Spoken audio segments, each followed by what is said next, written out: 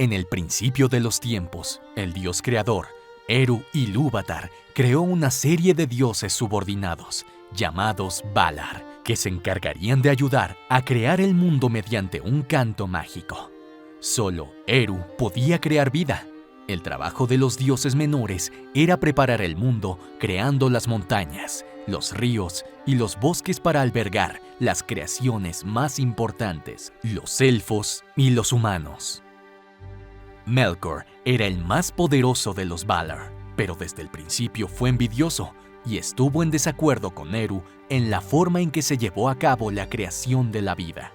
Cuando los Valar entonaron la gran canción ante Eru, Melkor aprovechó la oportunidad para dar rienda suelta a sus oscuros pensamientos en su canto, e inmediatamente la discordia surgió a su alrededor. Algunos de los Valar que estaban cerca sintonizaron la música de Melkor, hasta que dos temas musicales se enfrentaron ante el trono divino. Cuando Eru encerró la música, reprendió a Melkor, diciéndole que todo lo que pudiera traer a la existencia seguía ligado al poder del propio Eru. La envidia de Melkor se convirtió en odio y pronto comenzó a albergar desprecio por todos los seres vivos. Melkor se aisló a menudo en el Gran Vacío y allí intentó sin éxito crear un mundo según su visión. Incapaz de crear nada original, Melkor utilizó sus poderes para corromper todo lo que tocaba, dando vida a criaturas sombrías como los Barlocks y los orcos. Además de estos seres malignos, Melkor consiguió manipular a su favor a algunos de sus antiguos compañeros de los Valar. Uno de ellos, llamado Sauron, sería el más fiel servidor del Señor Oscuro. Se libró una gran guerra entre los Valar y las fuerzas oscuras de Melkor. La batalla entre los seres celestiales tuvo tal impacto en el mundo que las montañas se hicieron añicos y los océanos se agitaron. La patria de los Valar, llamada Almeren, también fue destruida durante la guerra. Los Valar se dirigieron entonces al lejano oeste, donde construyeron la ciudad celestial de Valinor e invitaron a los elfos a vivir con ellos. En Valinor, los Valar establecieron nuevas fuentes de luz para el mundo. Los dos árboles, uno para proporcionar luz dorada durante el día y el otro para proporcionar luz plateada por la noche. Melkor codiciaba la luz de los árboles y conspiró para destruir lo que no podía ser suyo, lo que le hizo entrar en conflicto con los Noldor, la tribu de elfos que vivía en Valinor. Conscientes de la maldad que habitaba en la mente de Melkor, los elfos comenzaron a llamarlo con el nombre despectivo de Morgoth, que significa enemigo oscuro. El elfo más ejemplar de los Noldor era Fëanor, más conocido por la fabricación de piedras preciosas, y el creador de los Silmarils, 3 gemas mágicas que capturaban las fases de la luz de los árboles en Valinor. Morgoth se obsesionó con los Silmarils y organizó una invasión a Valinor para robar las joyas. Morgoth convocó a la gigantesca araña Ungoliant para que atacara y consumiera el poder de los 2 árboles hasta que se marchitaran y así ayudarle a su invasión de Valinor. Los árboles fueron destruidos y durante la oscuridad y la confusión, Morgoth saqueó los Silmarils y huyó hacia el este a través del mar. Morgoth colocó los 3 Silmarils en una corona negra que exhibió con orgullo en su cabeza. En respuesta, Fëanor y sus 7 hijos hicieron un juramento inquebrantable de que matarían a cualquiera que los alejara de los Silmarils. Desafiando el consejo de los Valar, Fëanor reunió a los elfos Noldor para perseguir a Morgoth a través del mar. Luego siguieron 6 siglos de sangrientas batallas, traiciones y tragedias. El propio Fëanor murió víctima de las heridas causadas por Gothmog, el señor de los Balrogs, durante la llamada Batalla bajo las Estrellas. La fortaleza de Morgoth, llamada Angband, fue rodeada por un gran ejército de elfos Noldor, y Morgoth fue desafiado por Fingolfin, el medio hermano de Fëanor, a un duelo. Morgoth salió de su fortaleza con grandes zancadas que sonaron como un trueno en la tierra. Iba vestido con una armadura negra, llevaba en la cabeza la corona con los Silmarils y como arma llevaba a Grond, el martillo del inframundo. El duelo fue feroz, las llamas salían de la tierra con cada golpe del martillo de Morgoth, pero Fingolfin era más rápido y evitaba cada poderoso golpe. Fingolfin hirió a Morgoth 7 veces. Sin embargo, aunque Morgoth gritó de angustia, era demasiado poderoso para ser asesinado. Fingolfin ya estaba agotado por la lucha y fue golpeado por el escudo de Morgoth, cayendo al suelo casi inconsciente. Cuando Morgoth puso su pie en el cuello de Fingolfin para romperlo, Fingolfin, en un último golpe, pasó su espada a través del pie del Señor Oscuro y la sangre de Morgoth brotó. El enfurecido Morgoth aplastó a Fingolfin, aunque quedó con una cojera permanente debido a la herida. Durante algún tiempo después, toda la Tierra Media permanecía aprensiva ante la furia de Morgoth. La Guerra de la Ira comenzó cuando el semielfo Eärendil se dirigió a Valinor en busca de ayuda contra Morgoth en la Tierra Media. Entonces, las fuerzas de los Valar, junto con los elfos Vanger y los Noldor, viajaron para detener al odioso enemigo.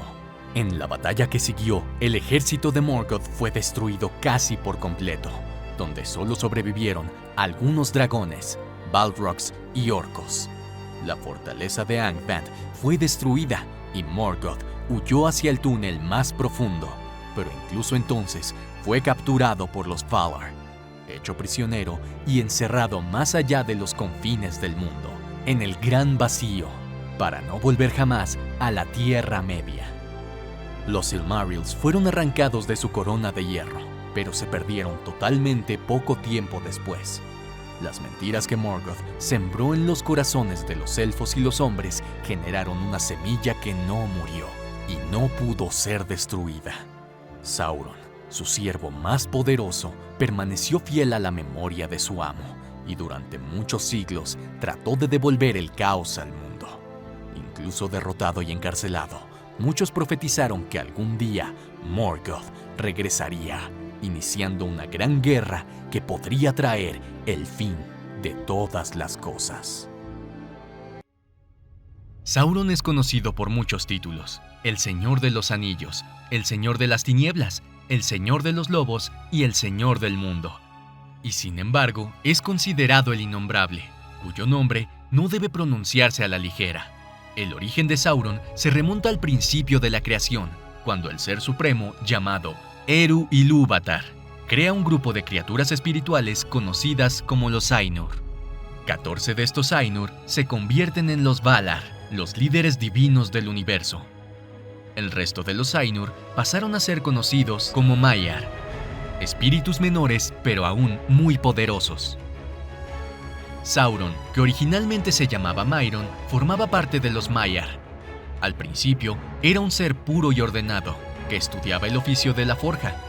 Pero con el paso del tiempo, Sauron se volvió egoísta y comenzó a albergar un sentimiento de insatisfacción con la forma en que los otros Maiar estaban llevando a cabo la creación del mundo.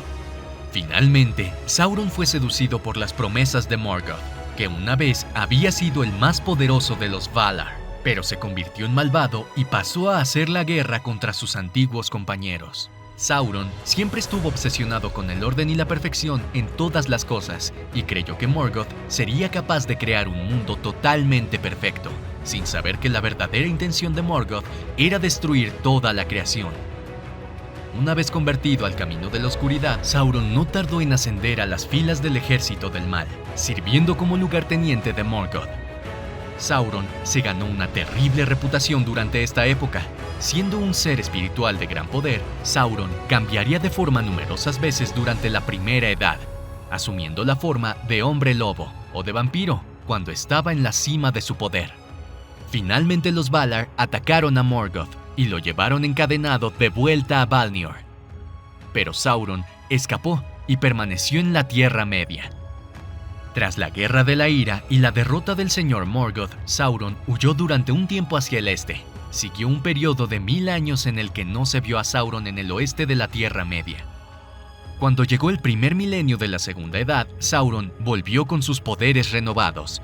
Tomó la tierra montañosa de Mordor y allí comenzó a construir su poderosa Torre Negra de Barad-dûr. Ahora que Morgoth permanecía prisionero en los confines del mundo, Sauron surgió como el segundo Señor Oscuro. Levantó ejércitos de orcos, trolls y humanos, atrayéndolos con promesas de riqueza.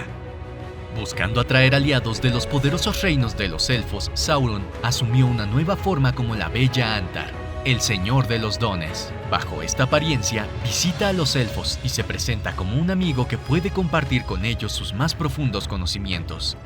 Continuó actuando de este modo durante los siguientes siglos, durante los cuales entablaba una amistad con el señor elfo llamado Celebrimbor. Celebrimbor era el artesano más hábil de todos los reinos de los elfos, y siguiendo las instrucciones de Sauron, comenzó a forjar los Anillos de Poder. En total, se forjaron 19 anillos y en ellos se imbuyeron poderosas magias, que en el momento ideal serían activadas por Sauron para aprisionar las mentes de sus usuarios y manipularlos a su favor.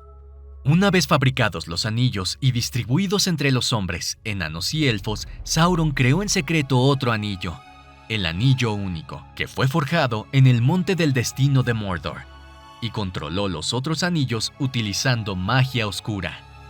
En el Anillo Único, Sauron inscribió la siguiente frase: un anillo para gobernar a todos, un anillo para encontrarlos, un anillo para atraerlos a todos y encarcelarlos en la oscuridad. Los elfos recibieron 3 anillos, el más poderoso después del Anillo Único. A los enanos se les dieron 7 anillos, y a los hombres Sauron les dio 9 anillos, sabiendo que estos serían los más fáciles de corromper debido a su naturaleza codiciosa. Sauron se convirtió entonces en el Señor de los Anillos. Sin embargo, su plan fracasó, pues en cuanto se colocó el Anillo Único en el dedo, los elfos llevaron sus propios anillos sintiendo la presencia maligna de Sauron, sondeando sus mentes, e inmediatamente se quitaron los anillos. Enfurecido por el fracaso de su plan, Sauron declaró la guerra a todos los reinos de los elfos, hombres y enanos, y exigió que le entregaran todos los anillos de poder. Los elfos lograron esconder los 3 anillos más poderosos, pero los otros 16 fueron capturados por Sauron y fueron destruidos o perdidos. Los 9 reyes humanos a los que se les entregaron anillos estaban todos corrompidos. Se convirtieron en los Nazgûl, criaturas espectrales que serían los mayores servidores de Sauron. Sauron ha conseguido derrotar a muchos ejércitos de elfos y domina gran parte de la Tierra Media. Sin embargo, cuando parecía que estaba a punto de destruir por completo a sus enemigos, un ejército de humanos llega para rescatar a los elfos. Estos humanos son conocidos como los Númenóreanos y vivían en una isla al oeste de la Tierra Media.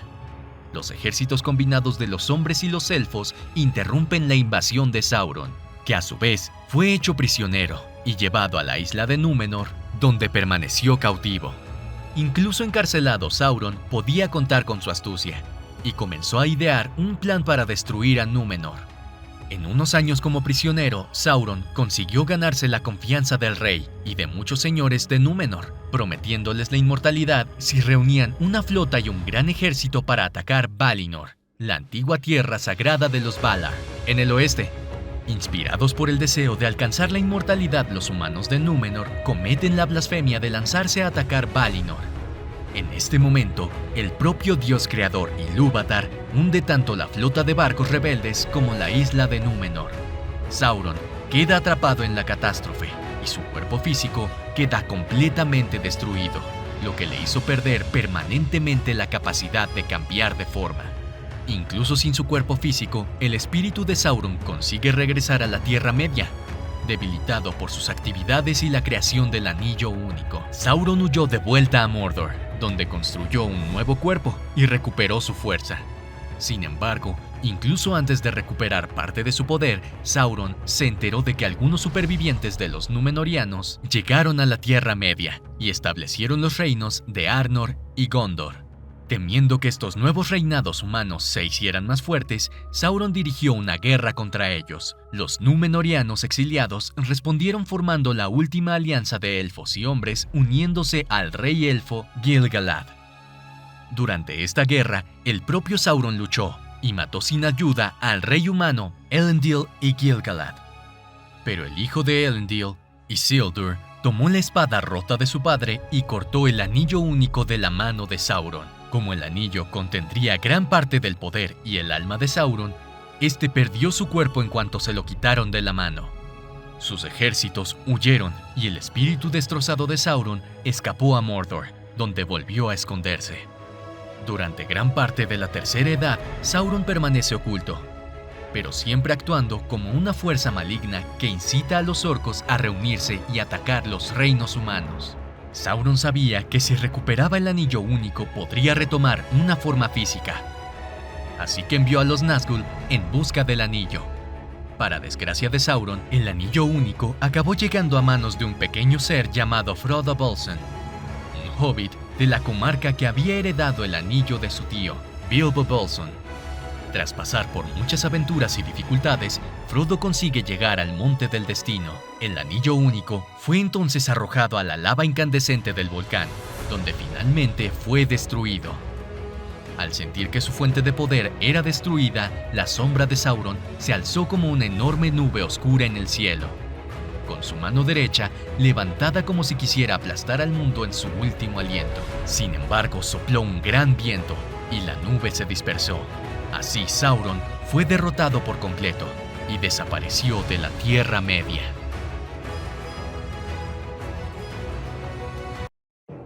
Los Balrogs son conocidos como los demonios del mundo antiguo y sin duda se encuentran entre los seres más temidos de la Tierra Media. Con sus armas de fuego y su látigo flamígero, casi nada puede oponerse a su voluntad. Originalmente formaban parte de la raza de los Maiar, seres sobrenaturales que aparecieron al principio de la creación y participaron en ella, y debido a su origen divino, su poder es casi inconmensurable. Estos poderosos seres fueron seducidos por el poderoso y orgulloso Melkor, que más tarde sería conocido como Morgoth, quien los convenció a unirse a él mediante mentiras y sobornos. Durante la rebelión de Melkor y junto a Sauron, los Balrogs llegarían a servir al primer Señor Oscuro. Durante la Primera Edad, los Balrogs lucharon contra los enemigos de Morgoth y llegaron a ser los señores de extensos territorios. Aparentemente, nunca hubo más de 7 Balrogs, pero cada uno de ellos poseía tanto poder que podía desequilibrar cualquier batalla. Entre ellos estaba Gothmog, que ostentaba el título del Señor de los Balrogs. Además de ser uno de los mariscales de Morgoth, la perdición de Gothmog llega cuando se enfrenta en duelo al poderoso señor elfo Ecthelion de la Fuente. Al final de la pelea, ambos combatientes acabarían muertos. Los Balrogs fueron derrotados junto con su amo en la Guerra de la Ira. Varios murieron, pero algunos lograron escapar. Solo se conoce el destino de uno de los supervivientes, que sería el Balrog de las minas de Moria. Durante 5 milenios, el poderoso Balrog se escondió en las profundidades de Moria, donde permaneció dormido durante 5000 años, hasta que fue despertado por los súbditos del rey Durin VI, quienes, por codicia y avaricia, cavaron demasiado profundo por el precio del mithril. Los valientes enanos intentaron luchar contra la poderosa criatura, pero sus armas poco pudieron hacer contra el demonio de fuego y fueron expulsados de Moria. En esta batalla, el monstruo mató al rey enano Durin VI y el Balrog sería llamado Durin's Bane. Tiempo después, los enanos intentaron retomar su territorio, pero no lo consiguieron. Solo un oponente mucho más poderoso podía oponerse al Balrog. La bestia se encontraría con su adversario definitivo cuando la Sociedad del Anillo se adentrara en su territorio. El mago Gandalf el Gris se opuso a la criatura y trató de bloquear su camino para que sus compañeros tuvieran la oportunidad de escapar con el anillo. Balrog y Gandalf lucharon durante días y noches en un duelo épico. Al final, Balrog acabaría muerto, al igual que Gandalf el Gris, pero el mago volvería a la vida como Gandalf el Blanco, el que derrotó al poderoso Balrog.